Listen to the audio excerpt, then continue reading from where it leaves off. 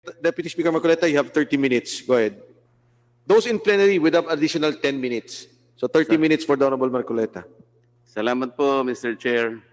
You can allow me a little time to just air my frustrations based on what I have observed during the last hearings and on the basis of the answers being given by our resource persons.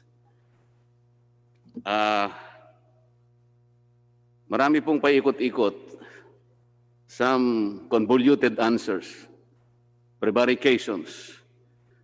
Alam po ninyo, kailangan mabilisan na lang ito eh. Mr. Chair, I think the success, even the extent of our hearing here will depend entirely on how they will answer our questions. I'm very frustrated simply because not only confusing answers na paikot-ikot, yung iba pa they are outright lies. For example, itong Attorney Del Rosario, when I was asking him about the 100 million given to the Philippine National Red Cross, sasabihin niya sa akin, at dinig na dinig naman ninyo, he was not privy to the negotiations.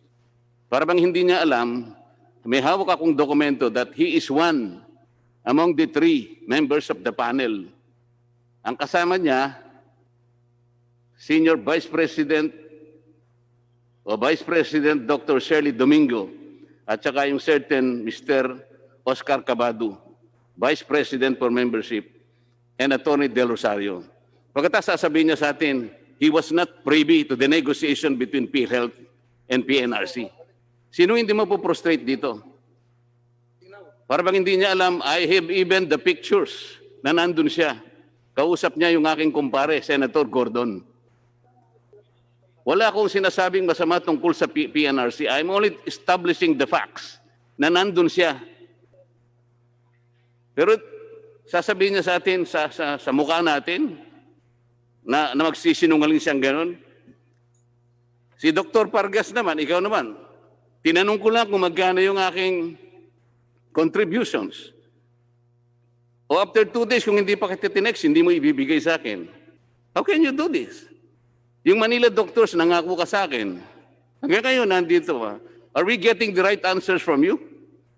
Yung isa naman, tinanong kita tungkol sa expanded withholding tax. I cannot remember kung sino na dito. I guess kayo po na nandyan sa... You were telling us pure lies. Ang sabi mo, yung mga health care institutions are the ones paying the expanded withholding tax. Di ba? You were collecting 2% expanded withholding tax. Hindi totoo yun eh. It was PhilHealth itself, because PhilHealth is the only withholding agent of the BIR. Hindi yung healthcare institutions. Okay? Magkano ang binayad ng PhilHealth?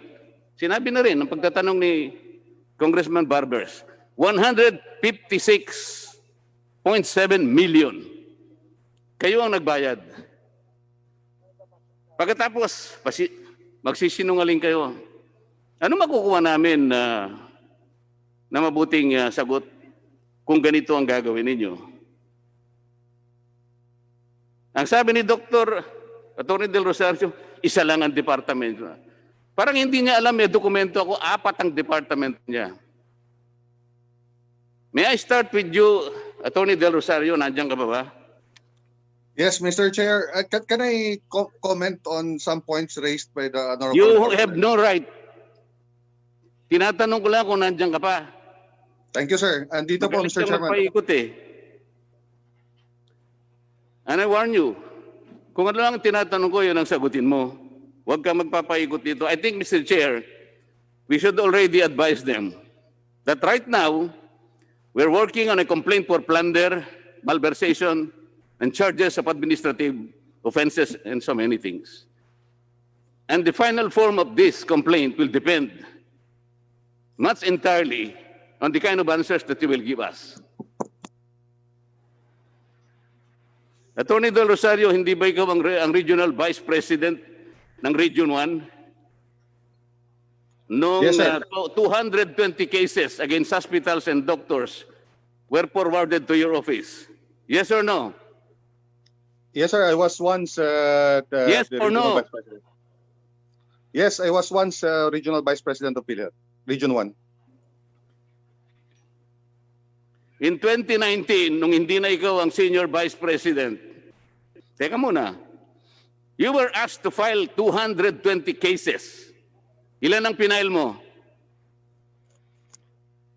I'm sorry, Mr. President. The ones filing the cases. I am is the asking you, legal- out of the 220 cases endorsed to your office, how many cases did you file? The regional vice president is not the one filing cases, Mr. President. It's the legal office of the region that files the. Attorney Del Rosario, I'm warning you, I have documents with me. Huwag mo akong paikutin. I don't care if you're the best lawyer in this country. Pero sa ngayon, sagutin mo lang ang tinatanong ko sa iyo. Because in 2019, nung hindi na ikaw ang senior vice president, ito ang lumitaw.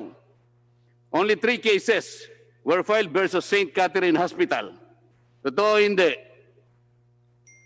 I don't have the data. As I've told you, Mr. President, the one filing the cases then What do was you know? Palaging paikot-ikot eh. Ikaw ang binigyan ng SPA. Do you want me to show the document that you were given an SPA by then interim president and CEO de la Serna to file appropriate criminal, civil, and administrative cases, for example, against several culprits. This is dated November 2, 2017. Hindi mo aaminin ito? Mr. President, Mr. Chair, that particular. I am asking you, do you know about this SPA? I've known that SPA only of late, Mr. President, Mr. Chairman. I've not seen that that particular document was forwarded directly to the. I am asking you unit. if you know this because this is an SPA issued to you by interim president CEO de la Serna, dated November 2, 2017. I During have the that ti- documents with me. Yes, sir. I've already seen that document, but I Oh. cannot remember seeing that document in 2017, Your Honor, Stop. Mr. Chair. There was even an endorsement dated 13 September 2017 for the filing of criminal and administrative case against a certain Dr. Martin Corpus. You know this document, don't you?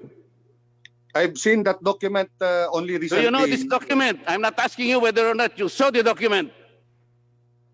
Yes, Your Honor. Paikot-ikot ka. Ito, Mr. Chair, ang problema sa taong ito eh. Despite all this, SPA endorsement, 220 cases endorsed to your office since you were acting Regional Vice President of Region 1. Wala kang ginawang pinail na kaso kahit isa. For example, it was also disclosed nung mawala ka na sa Region 1, 11 cases are missing. 10 cases versus Elguira General Hospital. 1 case against Dr. Macario Macaraeg. You deny this? I'm not aware of that, Mr. Oh President. yan, yan ka na naman. You remember, I have all the documents. I don't care if you remember or you don't remember. That's your problem.